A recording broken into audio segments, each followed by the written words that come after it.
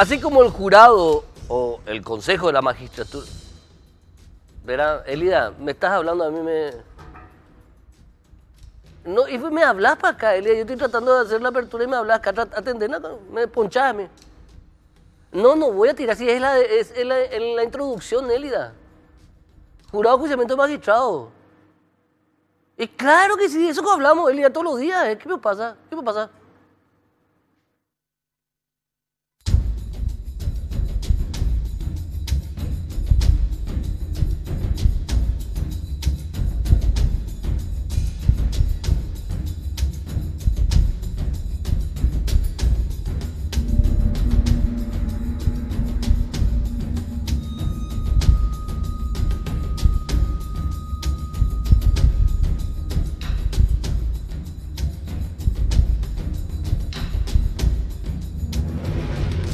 Buenas noches, bienvenidos a una edición más de Causa Justa.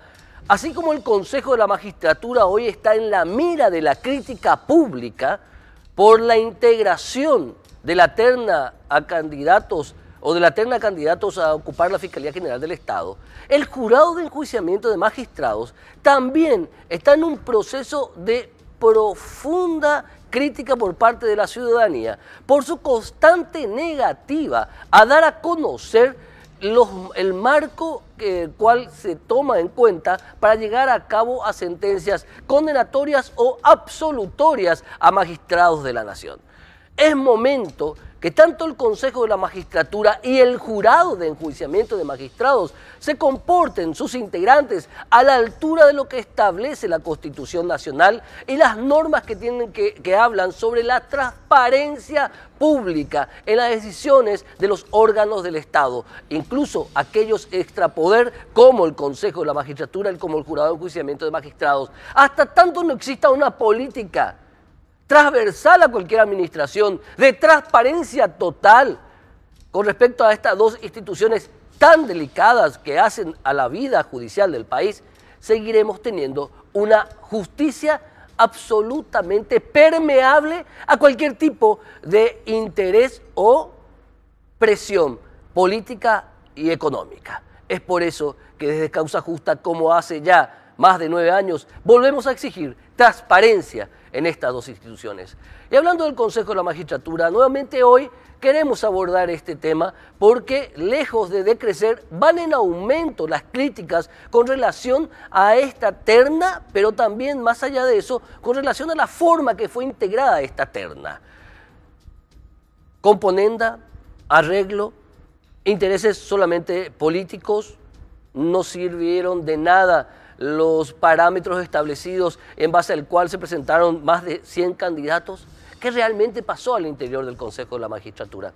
En la semana consultamos y se dialogó con Osvaldo González, presidente del Consejo de la Magistratura, que volvió a esgrimir una explicación del por qué el Consejo se sigue negando a clarificar la manera que fue integrada esta terna para la Fiscalía General del Estado. Esta es la nota.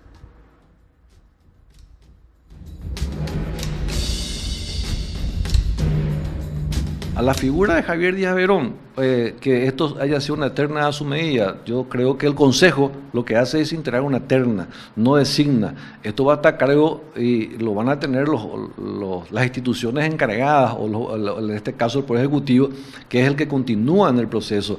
La designación por parte del Poder Ejecutivo y el acuerdo por parte de la Cámara de Senadores. Yo no creo que... ¿Qué pasó entonces para que queden los tres, Acuña, Quiñones y Verón? Javier Díaz Verón, actual fiscal general del Estado, ha realizado su proceso en forma absolutamente normal como cualquier otro postulante. Bueno, lo que señalaba el doctor Osvaldo González, presidente del Consejo de la Magistratura, refiriéndose a la figura, en este caso, de Javier Díaz Verón. Hoy invitamos a dos personas que tienen que ver, una con el Consejo, tuvo mucho que ver con el Consejo de la Magistratura, y otra persona que tuvo que ver con este concurso como participante. Por un lado, la doctora Carolina Llanes. Muchísimas gracias, doctora, por estar con nosotros. Bienvenida aquí a su programa suyo también. Gracias por estar con nosotros. Gracias por la invitación también. Y el doctor Juan Bueno Jara, ex miembro del Consejo de la Magistratura y crítico bastante ácido, por cierto, a lo que es hoy día la falta de institucionalidad en la Administración de Justicia. Bienvenido, doctor. Gracias por estar con nosotros. Buenas tardes, Héctor. Un placer saludarte a ti y a tu audiencia mayoritaria de la televisión paraguaya. Doctora Carolina Llanes, luego de darse a conocer el resultado de las ternas, vos posteaste en tus redes sociales, en tus cuentas en las redes sociales, que te llamaba la atención que te habían bajado la nota que vos tenías, según el informe que te envía a vos el Consejo de la Magistratura, más de 400 puntos. Sí, en realidad... Pero sin embargo, discúlpame, sí. quiero concretar, pero sin embargo, vos denunciabas que el Consejo te había quitado varios puntos.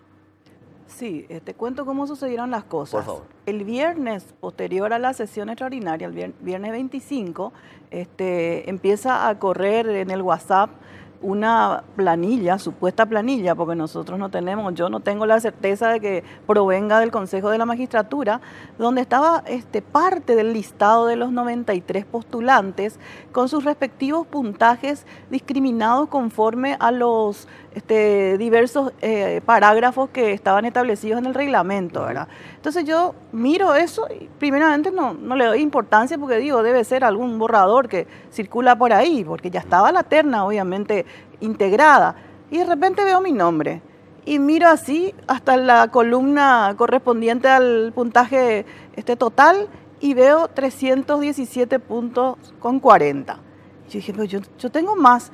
Ayer nomás el Consejo de la Magistratura, un día antes de la sesión, el 23, nos notificó por Gmail a la mayoría, porque todos recibieron el puntaje definitivo correspondiente a los antecedentes académicos, la vida profesional, los libros, la docencia, etcétera. Y ahí me notifican que tengo 403 con 40 puntos. Entonces, ante ese puntaje que yo veo ahí, y lo que a mí me oficialmente el Consejo, digo, pero ¿qué pasó acá? Me hago una pregunta, posteo, hago una pregunta, ¿qué pasó acá? Porque yo tampoco tengo certeza de que esa nómina parcial que apareció ahí sea la que fue utilizada realmente para la elección. Claro, pero surge Claro, sí. el Consejo de la Magistratura explicó en la semana, luego de darse a conocer sí. esta captura, sí. que en realidad esa nómina o esa lista no era cierta. Pero sin embargo, sí. a mí me llama poderosamente la atención que vos tenés uno de los más altos puntajes, incluso superior a los 3 integrantes de la terna. Entonces uno se pregunta, ¿no era un concurso de méritos y aptitudes? Y bueno, y ahí surge justamente ya el desconcierto y el reclamo que yo hago, no porque me considere con la que tenía mejor puntaje, sino que porque también aparecieron otros que hicieron el mismo cotejo preliminar que hice yo, y se encontraron también que había diferencias en lo que estaba consignado ahí en relación a lo que les fue comunicado oficialmente.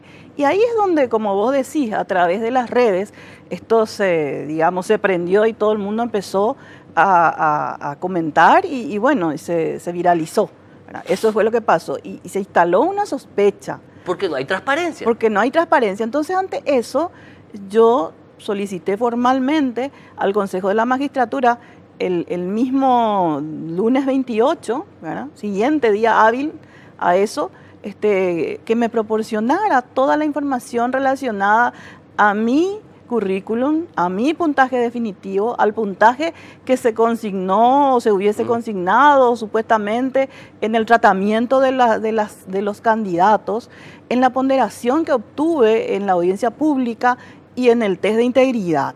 Y también solicité que me provean del acta de la sesión extraordinaria del 24 de agosto. ¿Y qué pasó? Por supuesto que todavía no me respondieron, pero públicamente el presidente del Consejo de la Magistratura, yo lo he visto, ya ha salido a decir de que no van a proporcionar ningún tipo de información relacionada a eso. Entonces yo invoqué el artículo 28 de la Constitución Nacional y toda la normativa concordante de la Ley 5282 de acceso a la información pública y transparencia gubernamental, que está en plena vigencia y que les obliga a proporcionar información pública a cualquiera, a los interesados directos y a la ciudadanía que pueda tener también interés en conocer de qué manera se produjo esta elección, ¿verdad? O sea, en el ejercicio de un derecho constitucional y legal, solicité eso. Y tengo entendido que muchísima otra gente también lo hizo. Y ahora creo que organizaciones de la sociedad civil lo están haciendo también. O sea, todos tenemos derecho a saber de qué manera se integró la terna para la elección de nuestro representante. Porque somos parte de la sociedad y nos interesa saber quién en los próximos 5 años nos va a representar ante la Administración de Justicia en el reclamo de nuestros derechos o cuando nuestros derechos se vean lesionados en el caso del sistema penal. O sea, no se trata de cualquier funcionario de menor rango. Es uno de los funcionarios más importantes de la República, si no es el más importante. Porque el fiscal general del Estado puede mandarle preso hasta el presidente de la República. Claro, porque tiene el poder penal del Estado, ¿sí? El manejo del poder penal del Estado. Bueno, entonces, en esa situación es donde yo planteo eso y obviamente no obtuve respuesta todavía. Tengo esperanza de que en cualquier momento el Consejo pueda responder y bueno, seguramente que me dé tranquilizar en relación a esa situación del puntaje, si me aclara de que no se me disminuyó o si se me disminuyó, por qué razón cometí alguna infracción que me haya restado, en fin, algo que de alguna manera me explique. ¿Vos querés saber si hubo equidad en el tratamiento de tus papeles, de tus documentos? Sí, y también le pregunté, o sea, le pedí que me diga cuáles son los criterios legales objetivos que se tuvieron en cuenta para la integración de esa terna y cuáles son los criterios legales objetivos que se tuvieron en cuenta para excluirme de esa integración. ¿Y con esos datos qué querés? Si te dan esos datos. Simplemente quiero tener la certeza de que este proceso fue todo lo transparente como se prometió. Porque hasta ahora no tenés esa certeza. Hasta ahora no tengo, ahora tengo muchas dudas. Habló la doctora Yanes, doctor Juan Bueno Jara, de una palabra clave. Hablabas no de transparencia, hablabas de equidad, de justicia en el tratamiento de la documentación, pero también de otra palabra, objetivo. Si el abordaje fue objetivo o subjetivo. Vos que estuviste 3 años en el Consejo de la Magistratura, el abordaje para la integración de este tipo de ternas, ¿es realmente tan objetivo como nos vendieron ¿Es tan objetivo como nos vendieron o no existe esa objetividad? Vamos a hacer un poco de historia. A ver, te escucho. La terna para ministro de Corte que nosotros hicimos se hizo en forma objetiva, totalmente objetiva. ¿Qué resolvimos en primer lugar de común acuerdo entre los 8 miembros? De todos los colegas que se presentaron a concursar por méritos, actitudes, que está en la Constitución, y la notoria honorabilidad que está en la ley, pero no en la Constitución, pero que nos autorizaba la propia Constitución a reglamentar, resolvimos elegir a los 3 mejores de 10 que hemos resuelto que reunían expresamente las condiciones. ¿En base a qué consideraciones? ¿Subjetivas? ¿Objetivas? Objetiva. En primer lugar, eran los 10 mejores puntuados. A ver. En primer lugar. Entiendo. La doctora Miriam Peña, por ejemplo, resolvimos que cada miembro ponga 3 nombres de los 10 primeros. La doctora Miriam Peña obtuvo de todos los representantes su aceptación como ministra de Corte. El doctor Emilio Rolón no obtuvo todo, faltó uno, que fue mi voto en contra. O sea, que yo no le puse. ¿Dónde le pusiste a él? Es más, cuando me preguntaron, le dije al doctor Emilio Rolón, ya estuve en varias ternas y le estamos quemando. ¿Por qué no buscamos una persona que reúna sus mismas características que hay en las ternas? Porque vos ya sospechaba que era Miriam Peña la elegida. No, Miriam Peña no fue elegida. Ella tuvo un voto en el Senado después. En el tercer lugar hubo un problema. Espera, explicamos. Miriam Peña ya entró por unanimidad. Sí. Rolón le faltaba 1. Sí.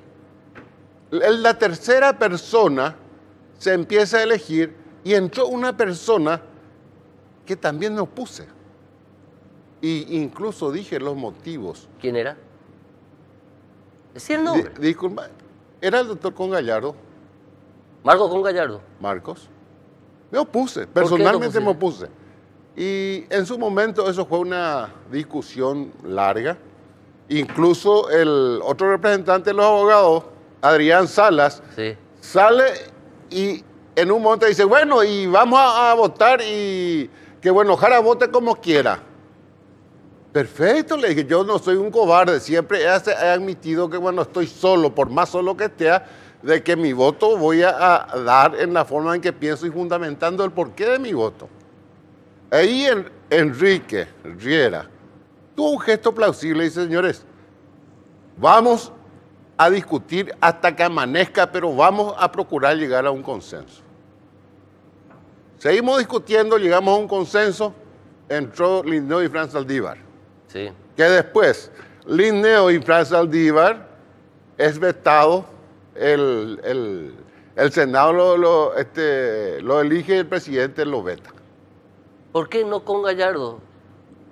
No, eso ya no viene al caso. Pero es una visión subjetiva. Entonces estamos hablando de una cuestión subjetiva. No. Pero estábamos dentro, Pero esperamos una cosa, ¿Por qué estábamos no? dentro de los 10. Y con Gallardo, ¿querés que te diga? En ese momento era el asesor jurídico del Senado. Había un conflicto de intereses según vos. Había un conflicto de intereses. Pero te das cuenta, doctor, doctora Carolina Llanes, del abordaje entonces subjetivo de todo esto. Vamos a dejarnos entonces de decir que el Consejo actúa objetivamente. Es mentira, entonces, doctor Juan Bueno Jara. Pero atendeme una cosa, por eso te digo, hemos decidido, tuvimos una decisión, los 10 mejores puntuados. Y te voy a decir una cosa, el Consejo de Honor, que estaba compuesto realmente por verdaderos profesores y personas muy honorables. ¿El de ahora no estuvo? ¿El de ahora no? No sé, no escuché ni siquiera todavía y he visto que eligieron 20. El Consejo en esa oportunidad eligieron 7. Los 4 nombres que fueron puestos por el Consejo de la Magistratura estaban entre los 7 que llegaron a la final para la integración de la terna. Sí. Y fueron las personas mejor oportunas. Incluso escuché en tu otro programa un abogado que criticaba que solamente eran colorados. ¿Y qué quería que haga nosotros para completar y hacer una terna Cerro Porteño? Entonces buscarle del 40 lugar y traerle a un liberal entre ellos. Nosotros nunca hemos tenido el criterio de partido. Hemos procurado cumplir con lo que establece el artículo 264 de la Constitución Nacional, que habla de méritos y actitudes. Es un concurso. Podés establecer algunas reglas dentro de eso, pero siempre respetando. Nosotros, por lo menos aquella vez, fueron 10. Ahora, lo que a mí me causa gracia en esta oportunidad, Héctor, es lo siguiente. Contame la vuelta del corte. Ya. Está la doctora Carolina Llanes, el doctor Juan Bueno Jara. Bastante interesante saber cómo son los manejos al interior del Consejo de la Magistratura para, de una vez por todas, demostrar que la objetividad por la cual supuestamente se manejaron en este proceso realmente no fue tanta. A la vuelta del corte, continuamos.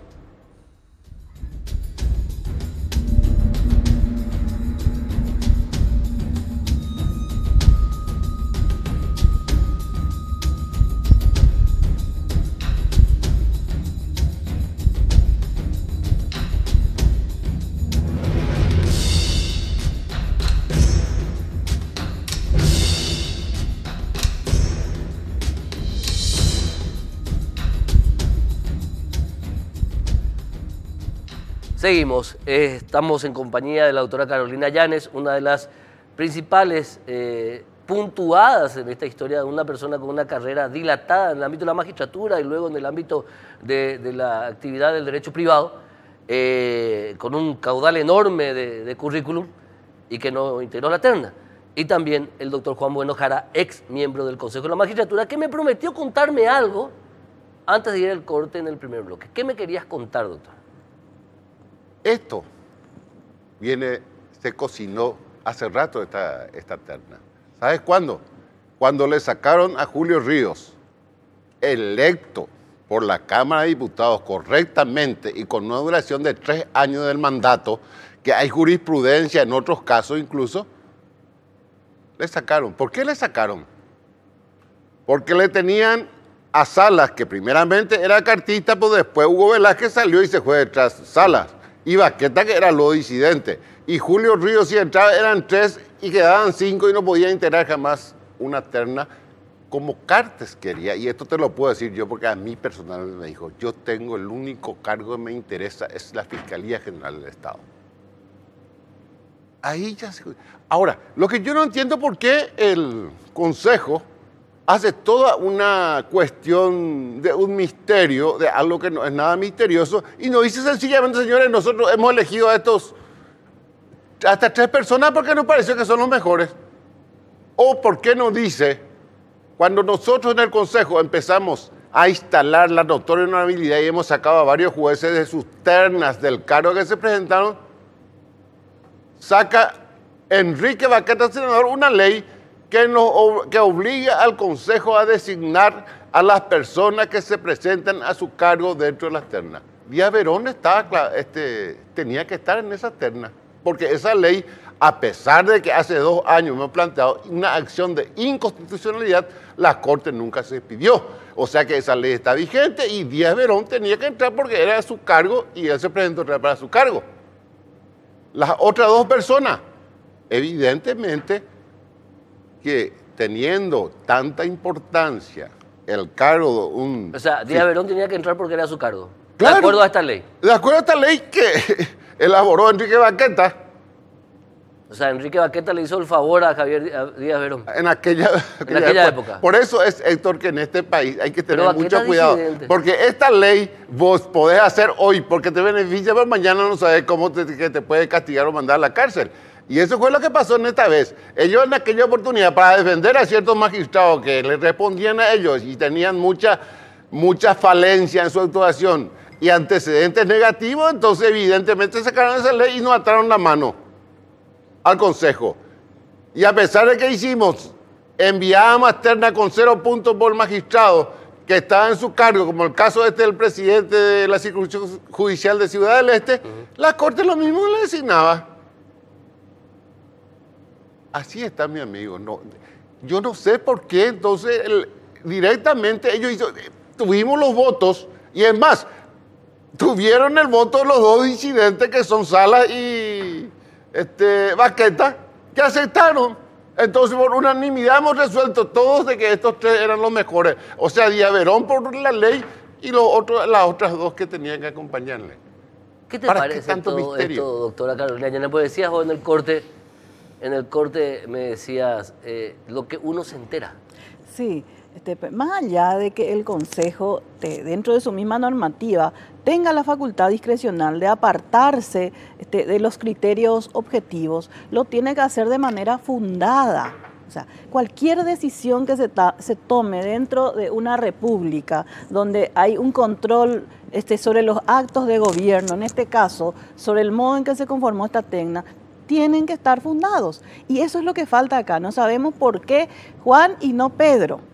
Eso es lo que no se ha dicho acá. Más allá de que el Consejo tiene facultades discrecionales, pero no puede actuar con arbitrariedad. Se habla de idoneidad. ¿Estos integrantes de la terna son idóneos? Bueno, conforme la normativa, el proceso para la selección de un fiscal general del Estado tiene 2 componentes, al igual que los ministros de Corte, ¿verdad? Uno es un componente jurídico que tiene todo un proceso legal para determinar 2 aspectos, la idoneidad y la honorabilidad. Por eso es que se instala de manera ostentosa y rimbombante un tribunal de honor, un test de integridad, las audiencias públicas para dar cumplimiento a este principio republicano, además de los documentos que acreditan la hoja de vida. Esa es la parte objetiva y jurídica y regida por los parámetros legales que el Consejo tiene que respetar. Existe una exigencia con relación a los parámetros que el Consejo tiene que considerar, puntuar, respetar, y por otro lado tiene ese componente subjetivo que le permite discrecionalmente apartarse de eso, pero eso tiene que estar fundado. Y eso no puede ser un secreto nunca. En un sistema republicano donde rige la transparencia gubernamental y donde hay una constitución y leyes reglamentarias que así lo exigen y así lo determinan, ellos no se pueden callar ante este reclamo ciudadano. Pero estos tres integrantes cumplen con la idoneidad y la honorabilidad exigida objetivamente por la norma constitucional.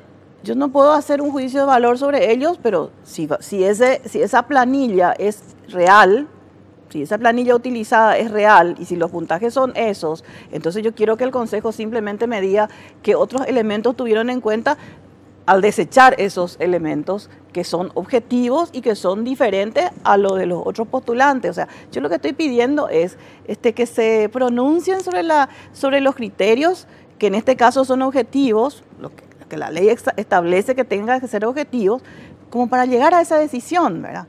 Luego está la otra parte del proceso que es netamente política y esa corresponde exclusivamente al Poder Ejecutivo y al Poder Legislativo, que tienen a su cargo la elección de uno y luego la aprobación de esa elección. Entonces eso es lo que se pretende politizar todo, cuando que constitucional y legalmente existe una parte que no es netamente política, que es la convocatoria, el establecimiento de las bases y condiciones del concurso, los exámenes, las puntuaciones, el puntaje concreto. Es que nadie habla de la discrecionalidad, que es una prerrogativa de los miembros del Consejo de la Magistratura, y los miembros del Consejo de la Magistratura nuevamente, o el Consejo de la Magistratura presentó este concurso como algo en donde esa discrecionalidad prácticamente era inexistente. Yo hace 4 meses atrás había advertido, es una elección política, es una integración política, como lo fue antes y como si no cambiamos la Constitución Nacional o nos sacamos todas las caretas, va a seguir siendo porque es parte de un acuerdo político. Quiero que me conteste, pero está en la Constitución Nacional. Quiero que escuchen lo que decía y vean lo que decía el doctor Emilio Camacho, constitucionalista, que al contrario de otros muchos colegas juristas, él sí defiende la manera en que trabajó el Consejo de la Magistratura. Esto decía el doctor Camacho. Pero nadie debe trabajar de estrella y decir no fui seleccionado yo o no me presenté yo y por eso está mal. No, están las reglas de juego. En todo caso hay que modificar en el futuro esas reglas de juego. Ahora bien, yo creo que el Consejo sí puede, inclusive con la actual Constitución, tiene que deshacerse en un 90% de esa reglamentación que ata las manos y actuar como manda la Constitución. Para la Corte elegir a doctores en Derecho con 10 años de antigüedad, 35 años de edad mínima, 10 años de ejercicio, de la profesión, conocida honorabilidad e idoneidad y punto. En la medida que se inventan, se crean o se generan mecanismos que no están en la Constitución, es que se complica la cuestión. Lo que decía el doctor Emilio Camacho. Doctora Carolina, ya me parece que por haber concursado a vos te toca a vos, no personalmente, pero sí. Te voy a decir un poco, sí. Discúlpame, Carolina. Sí, cómo no. Yo no sé, acá en el Paraguay muchos abogados se dan el título de constitucionalista. Decía Alvarado Belloso que en Latinoamérica es difícil encontrar un constitucionalista. ¿Por qué? Porque no tenemos cultura constitucional. Lo que dijo el doctor que acaba de hablar, Camacho, no es cierto. En primer lugar, la notoria honorabilidad no habla de la Constitución. En segundo lugar, el reglamento que él critica, la Constitución sí autoriza al Consejo. Lo que pasa acá, y es una cosa llamativa, parece que realmente el acuerdo sigue existiendo y se va a resolver políticamente, porque justamente las personas más representativas del sector político que debía haber tirándose contra Horacio Cartes ya acepta, y esta es un exponente que acaba de hablar.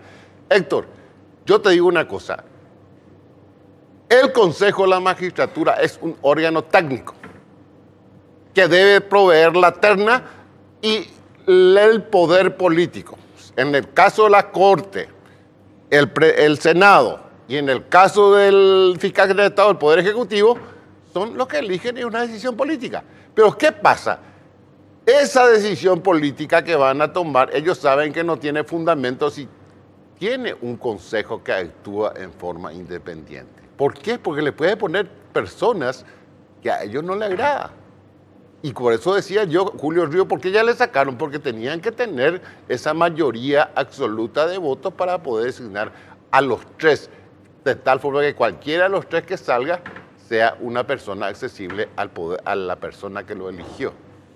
Así funciona esto. Ahora, yo no estoy en contra de la discrecionalidad si se establece la regla antes. Esta cuestión que yo te decía, nosotros El famoso tema, establecimos ¿es por antes. mayoría o por unanimidad la integración de terna para estos cargos? ¿Por mayoría simple de 5 a 3? O 6 como mínimo debe tener. 6 como mínimo. ¿Pero para fiscal general del Estado? 6 debe tener. Por eso es de que justamente este Julio Ríos lo cambiaron. Porque sabían que no alcanzaban, iba a haber solamente 5 miembros. Salvo una negociación de decir, bueno, votamos por lo tuyo, pero póngame a mí lo que yo también quiero. Negociación política es lo que hubo. Habla así el doctor Juan Bueno Jara, habla de una negociación. Y sí, justamente eso es lo que yo cuestiono, o sea, el componente jurídico que le corresponde al Consejo de la Magistratura realizar con todas las exigencias legales es el que se ha visto alterado aparentemente. Salvo que mañana el Consejo de la Magistratura nos provea toda la información y ahí nos sentemos a mirar y nos demos cuenta de que había una fundamentación, si bien es cierto discrecional, una decisión discrecional, pero fundada del Consejo de la Magistratura en relación a la elección que hizo, pero no hay pues eso. Entonces, ante una sospecha tan así grande de haber manipulado esa parte del proceso que tiene que ser objetiva, es que todos nos preguntamos qué pasó aquí, cómo se llegó a esta decisión, por qué hay estas diferencias de puntaje o este tratamiento distinto, qué es lo que no tuvo que tuvo puntaje alto para no estar, o qué es lo que tuvo que tuvo puntaje bajo para estar. Eso nomás queremos que nos expliquen. Me parece que es razonable. ¿Qué contesta el doctor Emilio Camacho? Yo considero... Que dio a entender una especie que participó y no integró, de pichado una habla. pichadura o algo así. Para empezar, nunca tuve la certeza ni me planteé la posibilidad de integrar la terna. De hecho, en cada entrevista o en cada foro donde me cupo hablar sobre esta, digamos, presentación o esta postulación, siempre dije que lo estaba haciendo de manera testimonial. Y a los efectos de intervenir en los debates que se generaron en torno a la importancia del Ministerio Público, etcétera, etcétera. Ese fue mi objetivo, simplemente. Pero sin embargo me sometí a todo el procedimiento de manera obediente y bueno, ante un resultado como que es llamativo, entonces yo simplemente pido una explicación, no porque yo no haya ingresado ni nada, sino que quiero que me den los parámetros objetivos, quiero que me diga cumplieron el procedimiento o no cumplieron, porque para mí, si es que no lo hacen conforme lo establece la Constitución y las leyes de transparencia gubernamental, entonces están deslegitimando todo este proceso. Eso es lo que están haciendo con este silencio, con esta negativa a proporcionar. ¿Cuál es el problema de decir, bueno, tenemos la facultad discrecional y bueno, fundado en estos elementos, nosotros consideramos a estas personas con el mejor perfil para este cargo? Nada. Y termina todo bien, ¿eh? Claro, puede ser, incluso que digan, son todos fiscales, están trabajando en eso. Nuestro criterio era que se mantenga la línea institucional del Ministerio Público, porque queremos que se continúe con ese lineamiento. De algo que fue esencial, doctor Juan Bueno Jara, y que es esencial en este tipo de integración de ternas, de este tipo de cargos, el acuerdo político. ¿Por qué negaron tanto y armaron todo con estos expectables hombres y mujeres de derecho que presentaron una feroz lista de 20 candidatos, que no filtraron nada parece, y también las audiencias, estas pruebas técnicas que eran más bien para gente que ingresaba en un banco? O sea, ¿para qué quisieron hacerse pasar por algo que nunca realmente fue? Realmente es algo que no se... Hubieran buscado ¿cómo te digo? Decir, bueno, Cabrera de Berlón entra porque está en el cargo. Y vamos a buscar a dos asistentes fiscales o fiscales adjuntos que están y ya conocen el trabajo y vamos a elegir eso los tres. Porque el perfil que nosotros queremos es gente de la institución. Gente de la institución que está trabajando en eso. De carrera. De carrera. Sí. Punto. Acá no se respetó eso en la carrera judicial. ¿No fue el análisis sobre la carrera judicial tampoco? No, qué análisis de nada. No, dentro de la Fiscalía hay la ley de carrera judicial, dentro del Poder Judicial no, pero no llega hasta el fiscal adjunto. Nada más. Bueno, finalmente, brevemente, pues ya tengo que ir al otro bloque. Sí. Su mensaje final, doctor Juan Bueno Jara, por favor. Bueno, antes que nada agradecerte y decirte de que es una pena, creo a mi criterio, que hemos vuelto hacia atrás en algo que hemos conseguido, que es la transparencia para elegir a nuestros magistrados, que son los que deben de imponer justicia, y pensando que en un país en donde no hay justicia nunca vamos a llegar a ser un país serio, es una pena. Gracias, doctor Juan Bueno Jara, ex miembro del Consejo de la Magistratura, abogado del Foro. Doctora Carolina Llanes, por favor. Sí, y que este no es un tema menor, porque afecta nada más y nada menos a lo esencial del sistema republicano. O sea, que requiere transparencia de los actos de gobierno. Entonces, ¿qué es lo que se instala con este modo de actuar? Un manto de duda, de sospecha, de falta de seriedad de cómo se ha llegado a esta decisión, que constituye un acto de gobierno de un órgano extrapoder en este caso, pero con las mismas exigencias del sistema republicano. Entonces, eso es lo que se está lesionando con esta falta de claridad y con esta ausencia de transparencia en este proceso. Yo considero que eso es sumamente grave y afecta a la República. Me permití una repregunta. ¿Valió la pena? Yo creo que valió la pena como experiencia para conocer una vez más de que existen personas que no tienen ningún apego a la institucionalidad. Perfecto. Y que no les interesa a los medios con tal de llegar al fin. Gracias, doctora Carolina Llanes. Y bueno, esta es la historia. La pregunta es lo siguiente. Los miembros del Consejo de la Magistratura, queremos hablar con ellos. Queremos saber cuáles fueron los componentes para la integración de esta terna. Yo sigo sosteniendo que es un hecho político. Yo sigo, humildemente, sigo sosteniendo que es un hecho político que se basa en acuerdos políticos. Pero, ¿para qué armar tanto barullo?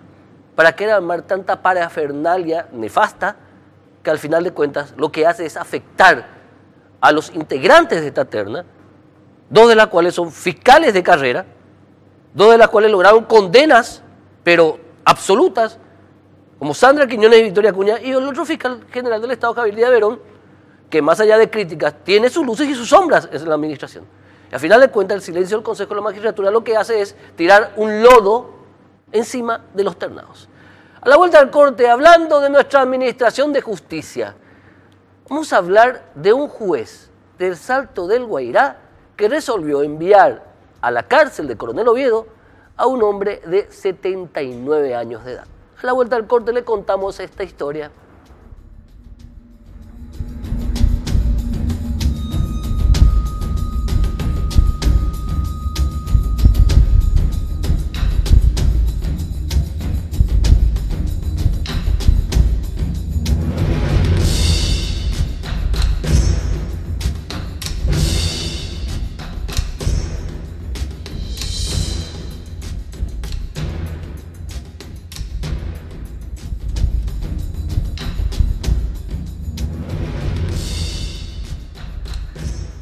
En los dos bloques anteriores estuvimos hablando de una integración de una terna y de las características de un órgano extrapoder que deja más dudas que respuestas, pero también que da pie a pensar en una grave permeabilidad de jueces, de fiscales, de camaristas, a cualquier tipo de influencia o política o económica. Dice un viejo refrán, el peor temor que puede tener la democracia o la peor pesadilla que puede tener la democracia es que sus jueces sean cobardes. Yo agrego algo más a esta frase, que sean cobardes y actúen fuera del marco establecido por las leyes, la Constitución Nacional y los tratados y acuerdos internacionales. No hay peor daño para una democracia que la corrupción, la venalidad y la falta de postura dentro de la Administración de Justicia. Es por eso que insistimos hace ya más de 9 años, vamos al 10º año, Hace más de 9 años insistimos en un poder judicial cuyos ministros de la Corte Suprema de Justicia deben dejar de ser administradores, deben dejar de firmar cheques y deben comenzar a resolver las causas que tienen en sus respectivas salas, en sus respectivos despachos. Necesitamos una Corte Suprema de Justicia que dé el ejemplo. ¿Por qué hago todo este preámbulo? Porque siempre a nosotros nos gusta, en los que hacemos causa justa, nos gusta ir de lo general a lo particular para ejemplificar lo que pasa al interior de la Administración de Justicia. Esto que ven acá es un ejemplar, prestado obviamente, ¿verdad? Chico, por cierto, allá a mi edad es difícil leer esto. Código Penal y sus modificaciones, Código Procesal Penal y sus modificaciones. Obviamente este librito en la cartera y en el bolsillo del señor caballero y la señora dama abogada. Esto está editado por la revista Derecho y Jurisprudencia y fue editado acá en Asunción. El artículo que yo les quiero leer es el siguiente. Libro cuarto del Código Procesal Penal, medidas cautelares, título 1, normas generales. Tiene varios artículos, 4 en total. El último artículo es importantísimo para esta historia que les vamos a contar. Artículo 238, limitaciones. Escuchen bien, limitaciones.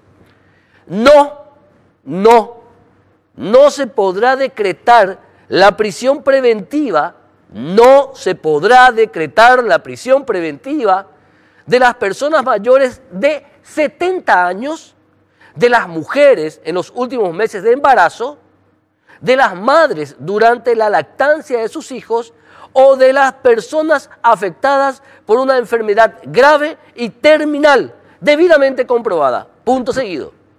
En estos casos, si es imprescindible alguna medida cautelar de carácter personal, se decretará el arresto domiciliario. Este artículo 238 del libro cuarto de medidas cautelares, del título 1, normas generales del Código Procesal Penal, es un artículo de imposición que no da cabida a ningún tipo de interpretación. Ordena. Bueno, hay un juez en Salto del Guairá, según la denuncia presentada ante el jurado de enjuiciamiento de magistrados, que observó que este artículo de orden imperativo del Código Procesal Penal, que él está obligado a cumplir, observó que, sin embargo, para este caso no correspondía. Llamativamente, no sabemos por qué, pero en la denuncia se habla de varias falencias en la administración de este caso. Nos acompaña el abogado denunciante de esta historia, el doctor Jaime Gómez. Muchísimas gracias, bienvenido a la Unión, perdón, bienvenido a Unicanal, me confundo a veces de medio de comunicación, pero no importa, es una radio amiga. Grave esto por donde se lo mire, porque al yo recibir la denuncia, obviamente uno tiene su fuente de información del jurado de enjuiciamiento de magistrados, me sorprende la liviandad con que se actuó en contra de una persona que tiene casi ya 80 años y que para más tiene una enfermedad grave y se lo envió directamente a la cárcel de Coronel Oviedo. Contame por favor esta historia, doctor. Muy buenas noches, Héctor, a vos y a los amables televidentes. Esta historia empieza el 13 de febrero de este año, donde fueron incautados los famosos billetes venezolanos, que dicho sea de paso, ya no tienen vigencia legal. ¿No tenían vigencia en ese momento? No, ya están todos fuera de circulación, sí, según la Gaceta Oficial de Venezuela, sí, cuya copia se encuentra en la carpeta fiscal y ya estamos a los 6 meses.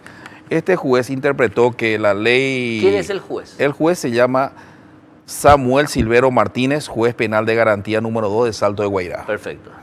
Lastimosamente, la apreciación y la aplicación de la justicia tiene un enfoque diferente a lo que nosotros, los abogados que litigamos en los pasillos, leemos e interpretamos lo que dice la Constitución, el Código y nuestra legislación vigente.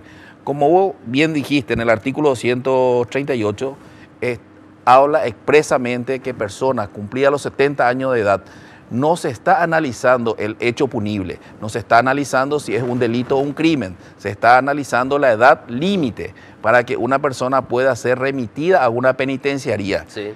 A pesar de que a este juez se le dio diversos elementos para que pueda analizar, certificado de salud, de su estado de salud delicada. ¿Cómo se llama tu defendido? Se llama Leandro da Costa. Bueno.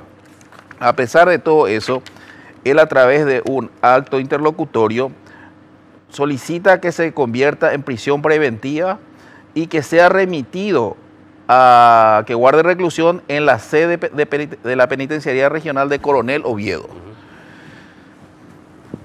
Tiempos vienen, tiempos van. Cuando una persona está delicada, tuvimos que apelar esta resolución. Se apeló posteriormente. Y te comento más. Este juez argumenta algo tan particular y especial de su apreciación. ¿Qué dice? Vamos a lo concreto, por favor. Vamos a lo concreto. Sí. Dice que por ser la ciudad de Salto de Guairá una ciudad fronteriza con el Brasil, hay peligro de fuga. Sí. Y que puede obstruir la justicia, la investigación de la etapa. Y por eso lo envía a la cárcel de Coronel Oviedo con 79 años. Con 79 años de edad. Y una grave enfermedad encima. Así mismo. Y bueno, con esta teoría que el señor juez Samuel Silvero está aplicando, Asunción debe condenar. En Asunción no se debe dar medidas alternativas a la prisión, porque es una ciudad fronteriza. Así mismo. O sea, me estás diciendo que utilizó solamente este juez utilizó solamente que porque Salto del Guairá es una ciudad fronteriza, no se le podía dar arresto domiciliario a un hombre de 79 años de edad y con una enfermedad grave encima. Así mismo es. No solamente hemos presentado los certificados médicos, hemos presentado... Ahora, ¿por qué le considera tan peligroso? ¿Qué hecho punible es? El hecho punible es el Ministerio Público tipificó por dos hechos punibles. El artículo 196 y el otro artículo es... Tiene que ver con lavado de dinero, asociación criminal. 239. ¿Delitos los dos? Los dos son delitos, vamos a ser sinceros. Delitos son, no crímenes. Sería hasta 5 años la pena sería hasta 5 años. O sea, que multa. también, por el lado de la expectativa de pena, también el juez... Podía haber ya... O sea, no es un hombre peligroso, no es un violador en serie, no es un asesino, no es un matón. Es un señor que le alquiló la casa a un tipo que vino y trajo millones de pesos venezolanos, bolívares venezolanos, que estaban fuera de circulación. Esa es la historia. Así mismo es. Entonces, ¿qué peligro puede tener para la sociedad este señor? Justamente porque yo primero estoy convencido del hecho que estoy defendiendo, estoy poniéndome a disposición de la justicia y tratando de esclarecer los hechos. ¿Qué pasa? Que este juez tiene una visión tan diferente que dice de repente que tiene presiones. Presiones no sé de dónde. Le llegué una vez a preguntar y me dijo, tengo presiones de arriba, me dice. Entonces yo le digo, con esa teoría, no, la justicia no funciona, señor juez, le dije. Y me dice, bueno, usted haga lo que tiene que hacer y yo hago lo que debo hacer, me dice. Apelaste, ya por ahí avanzando, apelaste y la Cámara 2-1 te dio la razón. Así mismo, la camarista Edith Duarte, por ser una amiga muy allegada a este juez, dice que vota en disidencia, teniendo también en consideración que el hecho se encuentra en una etapa investigativa y que puede obstruir la investigación. O sea, la camarista también le dio la razón al juez. Así mismo, la señora Edith Duarte. Edith Duarte, ya para cerrar, en tu denuncia ante el jurado de enjuiciamiento del magistrado, ¿qué pedís finalmente, doctor? Pido que se investigue a fondo esta cuestión y que el jurado de enjuiciamiento realmente cumpla sus funciones en el sentido de que si este señor incurrió en algún hecho más evidente de lo que tenemos acá, que le dé una sanción ejemplar para que estos magistrados realmente dignifique la magistratura como corresponde. Doctor Jaime Gómez, muchísimas gracias por esta denuncia que nos acerca a una historia más de las miles que se tienen en los tribunales del país. Muchísimas gracias, doctor. Muy buenas noches. Buenas noches. Esta es una historia más. ¿Se dan cuenta de la importancia de tener jueces que no le teman a nadie? ¿Se dan cuenta de la importancia de tener fiscales que no le teman a nadie? Por una justicia pronta, barata e independiente. Ese siempre va a ser nuestra exigencia acá desde Causa Justa. Muy buenas noches, nos encontramos el próximo domingo.